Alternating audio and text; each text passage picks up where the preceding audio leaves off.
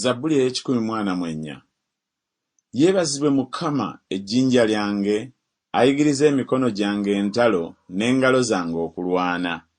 Ekisa kyange ekirungi era ekigo kyange, ennyumba yange empanvu era omulokozi wange, engabo yange era oyo gwe neesiga, ajeemulula abantu bange bentwala.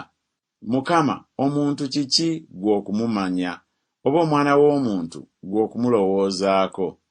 Omuntu aliŋŋanga omukka, ennaku ze ziriŋŋanga ekisiikirize ekiggwaawo. Okutamya eggulu lyo, Ayi Mukama, okke, okwate ku nsozi zinaanyooka. Okasuke enjota, obasaasaanye, olase obusaale bwo, obateganye. Ogolole omukono gwo ng'oyima waggulu, omponye onzigye mu mazzi amangi, mu mukono gw'abannaggwanga.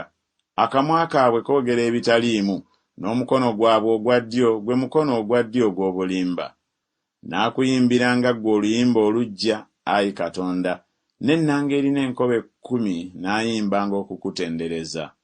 Ye wuuyo awa bakabaka obulokozi, awonya Dawudi omuddu we eri ekitala ekiruma.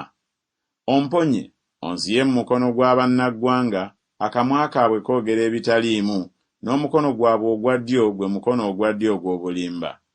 Batabani baffe bwe baliba ng'emiti egikuze nga bakyali bavubuka, n'abawala baffe ng'amayinja ag'omu nsonda agabajjibwa nga bwe bagabajjira mu lubiri. Amawanika gaffe bwe galijjula nga galina ebintu eby'engeri zonna, n'endiga zaffe bwe zirizaala 10,000 ku ttale lyaffe, ente zaffe bwe ziriba n'emigugu eminene, nga tewali kuwagula newaakubadde okufuluma, so nga tewali kuyoogaana mu nguudo zaffe. Balina omukisa abantu ababeera bwe batyo, balina omukisa abantu abalina Katonda waabwe ye Mukama.